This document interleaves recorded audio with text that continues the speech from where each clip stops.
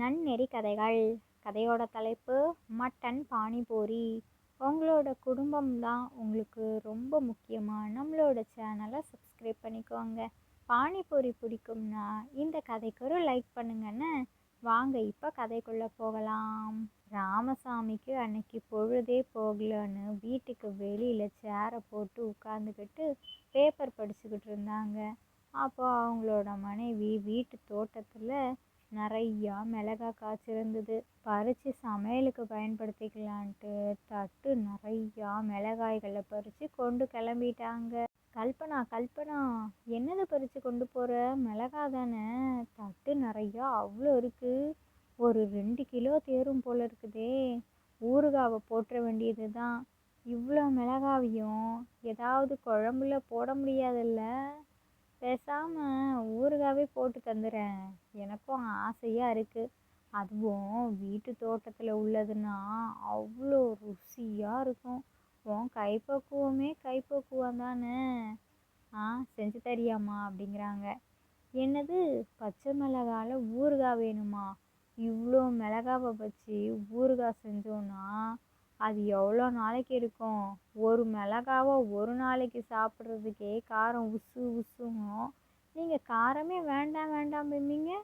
இன்னைக்கு என்ன அதிசயமாக இருக்குது, மிளகாய் ஊறுகாய் வேணுங்கிறீங்க? குழம்புல என்னைக்காச்சும் கூட கொஞ்சம் காரம் ஏறி போச்சுன்னா அவ்வளோதான், வீடே ரெண்டாயிடும். அந்த அளவுக்கு சத்தம் போடுவீங்க.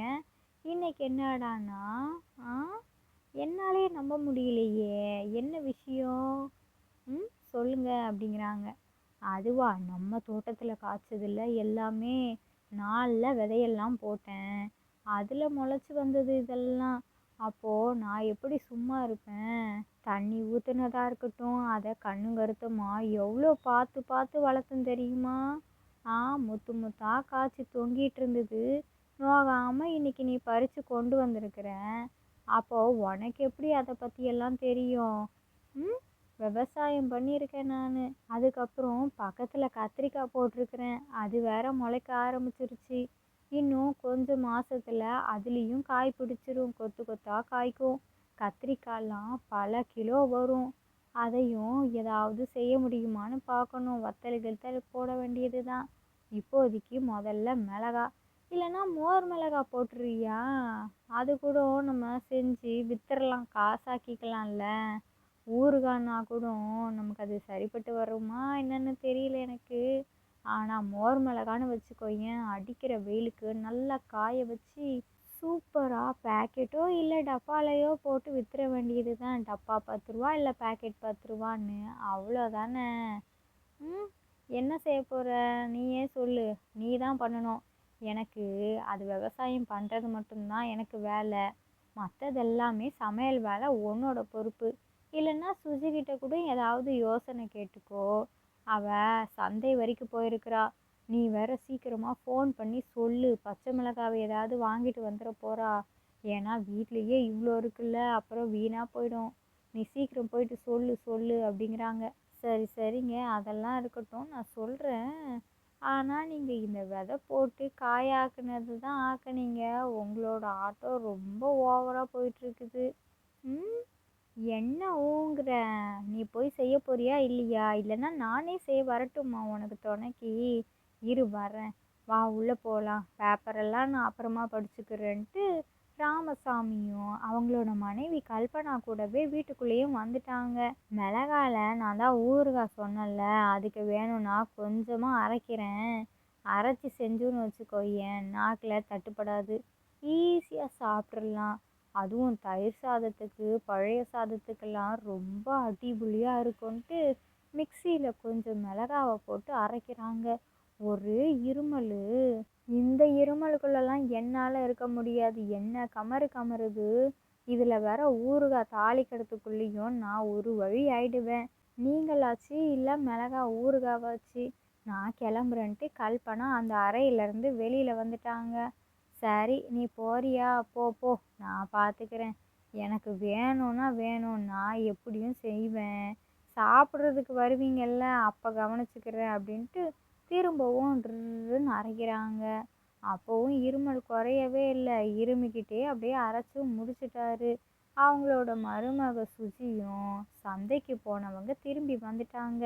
காய்கறி எல்லாம் வாங்கிட்டு வந்த உடனே அவங்களோட சத்தம் கேட்கவும், ஏய் சுஜி சுஜி, நீ இன்னைக்கு பச்சை மிளகாலாம் வாங்கலல்ல? அத்தை உன்கிட்ட சொன்னாலா? இல்லையா? இல்லையா? வாங்கிட்டு வந்துட்டியா? அடடா, நீ வேற. ஏன் சுஜி, வீட்டில் அவ்வளோ மிளகா காய்ச்சிருந்தது. இன்னைக்கு தான் உன்னோட அத்தை எல்லாத்தையும் தட்டு நிறையா ஒரு 2 கிலோ தேரும் தெரியுமா? அவ்வளோ பச்சை மிளகாவையும் பறித்து கொண்டு வந்தா. அதனால தான் நான் ஊறுகாய் போடலான்னு அரைச்சிட்டு இருந்தேன். உன் சத்தத்தை கேட்டோன்னே ஒரே ஓட்டமாக ஓடி வந்துட்டேன். நல்ல வேலை, இப்போதான் எனக்கு நிம்மதியே வருது. சரி சரி, நீயும் வெளியிலே உட்காந்துட்டு இரு. ஒரே கமறல் கமருதுமா, இருமலாக வருது. அதுலேயும் எப்படியும் செஞ்சாகணுமே, நானும் செஞ்சிட்ருக்கிறேன். வீணடிக்க முடியாதுல்ல, நம்ம வீட்டிலே காய்ச்சது, நம்மளே சாப்பிட்டா தானே. அதான் அத்தைக்கு ஒரே இருமலா, அதனால வெளியில் உட்காந்துக்கிட்டு இருக்கிறா. நான் வரலன்னு சொல்லிட்டு போயிட்டா. அதனால் நீயும் போய் அவளுக்கு துணைக்கு உட்காந்துரு, இல்லைன்னா உனக்கும் இருமல் வந்துட போகுது அப்படின்ட்டு அவங்களையும் அனுப்பி வச்சுட்டாங்க. இப்போது ராமசாமி மட்டும்தான் மிளகா ஊறுகாவுக்கு எல்லாத்தையும் செஞ்சு மிளகா ஊறுகாவையும் பக்காவாக தயார் செஞ்சுட்டாங்க. இன்னும் ஒரு 1.5 கிலோ மிளகா இருக்குது. அதை எல்லாத்தையும் என்ன பண்ணலாம், மோர் மிளகா செய்வோம். ஏன்னா 2 கிலோவுக்கும் ஊறுகாவை போட்டோன்னா அவ்வளோதான், நம்மளாலலாம் சாப்பிட முடியாது. ஆனால் அது எப்படி செய்யணும்னு தெரியலையே. சுஜி சுஜி, சீக்கிரமாக இங்கே வாயேன். இந்த மோர் மிளகா அந்த தயிரில் என்னத்துலேயோ ஊற வைப்பாங்கள்ல மிளகாவை காய வைக்கிறதுக்கு, அது எப்படி பண்ணணும் உனக்கு தெரியுமா? சொல்லுமா. மிளகா அப்படியே வெடிக்காமல் வரணும், அதுக்கு பக்குவமாக இருந்தால் தான் வரும். அத்தைக்கிட்ட இப்போ நான் போய் கேட்டேன்னு வச்சுக்கோயேன், சண்டைக்கு வந்துடுவா.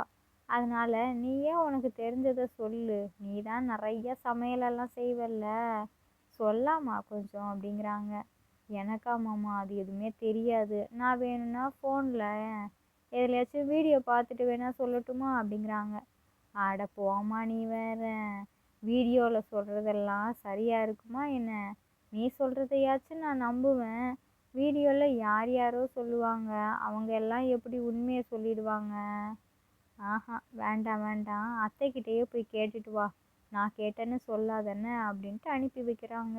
அத்தை அத்தை, மோர் மிளகாக்கு எப்படி இத்தை ஊற வைக்கணும்?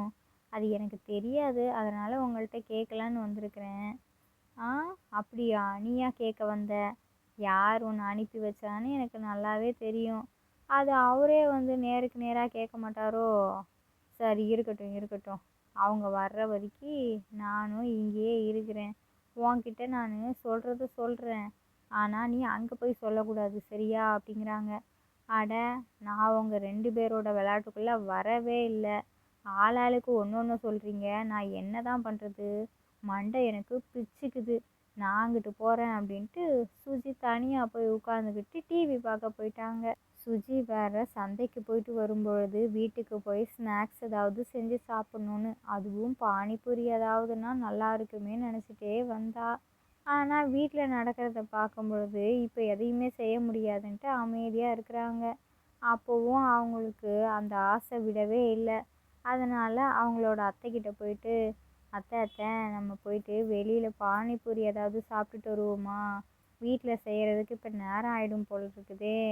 எனக்கும் ரொம்ப ஆசையாக இருக்குது. வரும்பொழுதே அதே நினப்போடவே வந்தேன், இப்போவும் அது போகவே மாட்டேங்குது. போயிட்டு வருவோமா அப்படிங்கிறா. ஆ, பானிபூரியா? எனக்கு அதெல்லாம் இறங்காது, நல்லா புளிச்சுக்கிட்டு. ஆஹா, நீ வேணும்னா போய் சாப்பிட்டுட்டு வா, உன் கூட வேணா நான் வேணும்னா துணைக்கு வர்றேன். ஆனால் நான்லாம் சாப்பிடலம்மா, எனக்கு வேண்டாம், ஜீரணமாகாது அப்படிங்கிறாங்க. சரி, அப்போ எனக்கும் வேண்டாம் அப்படிங்கிறாங்க சுஜி. ஒரு வேளை நம்ம வேணும்னா புதுசாக ஏதாவது செஞ்சு பார்ப்போமா அத்தை? பானிபூரி எப்போவுமே வழக்கமாக புளி தண்ணியை ஊற்றி ஊற்றி செய்கிறாங்க, அதனால் உங்களுக்கு பிடிக்க மாட்டேங்குதுல்ல. நம்ம வேணும்னா வித்தியாசமாக ஏதாவது, கறி வச்சிங்கல்ல இன்னைக்கு, மட்டன் கறி தானே, அதை இன்னும் முழுசாக நீங்கள் செஞ்சு முடிக்கலைல்ல. பாதி கறியை பொரிக்கிறதுக்கு எடுத்து வச்சிங்கல்ல வேக வச்சுட்டு, அதில் நம்ம இன்னைக்கு பானிபூரி, மட்டன் பானிபூரி செய்வோமா அப்படிங்கிறாங்க. அப்படியா? மட்டன் பானிபூரியா? ஆ, உண்மையாவா சொல்கிற? அது என்ன நல்லா இருக்குமா என்ன? சரி, செஞ்சு பார்ப்போம். அது நல்லா இருந்தால் சாப்பிட்றேன். உனக்கு தான் பானிபூரி பிடிக்கும். எனக்கெல்லாம் அது இறங்கவே மாட்டேங்குது. நாங்கள்லாம் அந்த காலத்து ஆளுங்க. நீங்கள்லாம் இப்போ புதுசு புதுசாக சாப்பிட்றீங்க. ஏதோ சொல்கிற. சரி செய்வோம். உன் ஆசை ஏன் கெடுப்பானே. சரி சரி வா செய்வோம் அப்படின்ட்டு சமையல் அறைக்குள்ளே போகிறாங்க. ஆனால் ராமசாமி ரொம்ப களைப்பாகி போச்சா, அதனால் அவங்க எதையுமே செய்யலை. அமைதியாக போய் உட்காந்துக்கிட்டாங்க. ஆஹா, எம்மாடியம்மா, அந்த மிளகாவை எல்லாத்தையும் சுத்தம் செய்யறதுக்குள்ளேயும் நான் ஒரு வழி ஆயிடுவேன் போல் இருக்குதே. அதை வெடிக்காமல் வைக்கிறதுக்கு என்ன பண்ணணும்னு தெரியவே இல்லை. என்ன பண்ணுறது என்ன பண்ணுறது அப்படின்ட்டு அவங்களோட மனைவியை பார்த்துட்டு தன்னந்தனியாக பேசிகிட்டு இருக்கிறாங்க. ம் இப்போ கூட நீங்கள் என்கிட்ட கேட்கணும்னு தோணாமல் தனியாக பேசிக்கிறீங்களா?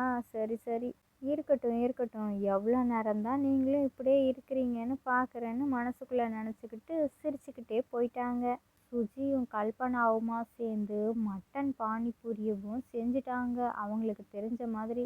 இது வரைக்கும் யாராவது செஞ்சுருப்பாங்களா இல்லையோ, நம்ம தான் செஞ்சுருக்குறோன்னு நினைக்கிறேன்ட்டு அவங்க 3 பேருமா உட்காந்து சாப்பிட்றாங்க. அதுலேயும் வீட்டு தோட்டத்தோட மிளகாவை போட்டோன்னையும் ருசி தனியாக இருக்குது. டேஸ்ட்டாக இருக்கே. எல்லாம் இந்த மிளகா செஞ்ச வேலையாக தான் இருக்கும். சரி சரி, ரொம்ப டேஸ்ட்டாக இருக்குது. எனக்கு ரொம்ப பிடிச்சிருக்கு. கூட 2 கொடுங்க கொடுங்கன்ட்டு 4 பானிபூரி என்ன 6 பானிபூரியை சாப்பிட்டுட்டாரு ராமசாமி. அத்தை அத்தை பார்த்தீங்களா, மாமாவுக்கு இதோட டேஸ்ட்டு பிடிச்சிருக்குது. உங்களுக்கு பிடிச்சிருக்கா? ஆ, நல்லா இருக்குமா, நல்லா இருக்குது. ரொம்ப ருசியாக இருக்குது. நான் இதை எதிர்பார்க்கவே இல்லை. புளிச்சு கிடக்கும் அப்படின்னு நினச்சேன். ஆனால் மட்டன் பானிபூரி வேறு லெவல்மா. இந்த ஜனங்களுக்கும் இதெல்லாம் பிடிக்கும்னு நினைக்கிறேன். வேணும்னா நம்ம கடை போடுவோமா அப்படிங்கிறாங்க. ஆ ஆமாம் அத்தை, போடுவோம். இந்த ஊரில் விதவிதமான பானிபூரி இருக்குது. இது மாதிரி ஒரு மட்டன் பானிபூரி கடை இல்லவே இல்லை. நம்ம கண்டுபிடிச்சதில்ல. நம்ம ஊரில் கடை போடுவோம். சீக்கிரத்துலேயே போடுவோம். எப்போ அத்தை போடலாம் அப்படிங்கிறாங்க. அதுக்கு எதுக்கு 4 நட்சத்திரமெல்லாம் பார்த்துக்கிட்டு எல்லா பொருளையும் வாங்கிட்டோன்னு வச்சுக்கோயேன், பிறகு கடையை போட்டுற வேண்டியது தான் அப்படிங்கிறாங்க. நம்ம வண்டி முதல்ல வாடகைக்கு பிடிக்கணும். ஏங்க, நீங்கள் வேணும்னா ஒரு தள்ளு வண்டியை மட்டும் வாடகைக்கு பிடிச்சி தந்தால் நல்லாயிருக்கும் அப்படிங்கிறாங்க. சரி சரி, தாராளமாக நான் செய்கிறேன். இந்த மிளகாவை பயன்படுத்துவீங்கள்ல, மிளகா தான் ரகசியம். அது எனக்கு போதும். மட்டன் மட்டன் தான். சூப்பர், ஓ சூப்பர்மா. வேக வச்சது யாரு? கல்பனாவா? நல்லா பண்ணியிருக்க கல்பனா. மட்டனு நல்லா சாஃப்டாக வெந்திருந்தது. பானிபூரினா பானிபூரி தான். நல்லா சாப்பிட்டேன். சரி, இப்போ நான் போய் வேலையை பார்த்துட்டு வரேன்னு அவங்க கிளம்பிட்டாங்க. நல்லபடியாக ராமசாமி போன வேலையை முடிச்சுட்டு தள்ளுவண்டியோட வீட்டுக்கும் வந்துட்டாங்க. இரவு நேரமும் ஆயிடுச்சா, குகனும் ஆஃபீஸ்லேருந்து வீட்டுக்கும் வந்துட்டாங்க. குகனு, சுஜி, ராமசாமி, கல்பனா 4 பேருமா சேர்ந்து விஷயத்தெல்லாம் பேசிகிட்டு இருக்கிறாங்க. அதில் குகனுக்கும் எந்த ஆட்சேபனையும் இல்லை. சந்தோஷமாக தான் இருக்குது.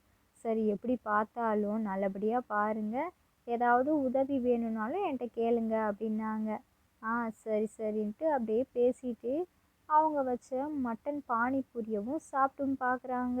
அவங்களுக்கும் ரொம்ப பிடிச்சிருக்குது. இதுவே வயிறு நிறைஞ்ச மாதிரி இருக்குது. சரி, கொஞ்சமாக சாப்பிட்டுக்கிறேன்னு 4 பேரும் உட்காந்து சாப்பாடையும் சாப்பிட்டு முடிச்சிட்டாங்க. அப்படியே தூங்கிட்டாங்களா. காலையில் விடிஞ்சிருச்சு.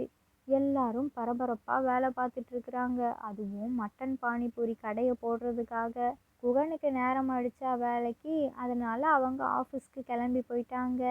இங்கே கல்பனாவும் சுஜியுமா சேர்ந்து வீட்லேயே எல்லாத்தையும் ஓரளவுக்கு வேலையை முடிச்சிட்டாங்க. ராமசாமியும் தள்ளுவண்டியை கொண்டு போய் கடை எங்கே போட போகிறாங்கன்னு முடிவு பண்ணாங்களோ அங்கே போய் விட்டுட்டு வந்துட்டாங்க. பொருட்கள் பாத்திரங்கள் எல்லாத்தையும் கொஞ்சம் கொஞ்சமாக கொண்டு போய் வைக்கிறாங்க. சுஜியும் போய் பானிபூரியை நல்லா மொறு மொறுன்னு வாங்கிட்டு வந்துட்டாங்களா. அவ்வளோதான். இப்போ நீங்கள் வீட்டுக்கு போங்க மாமா, ஓய்வெடுங்க. ரொம்ப வேலை பார்த்துருக்குறீங்க, நான் பார்த்துக்கிறேன் அப்படின்ட்டு சுஜி அனுப்பி வச்சுட்டாங்க. இப்போது சுஜி மட்டும் கடையில் இருக்கிறாங்களா. அவங்களோட மாமியாரும் துணைக்கு வந்துட்டாங்க. இப்போது சுஜியும் கல்பனாவுமா சேர்ந்து மட்டன் பானிபூரி வியாபாரம் பார்க்குறாங்க. அந்த ஊர் ஜனங்கள்லாம் நிறைய பேர் வந்து சாப்பிட்றாங்க.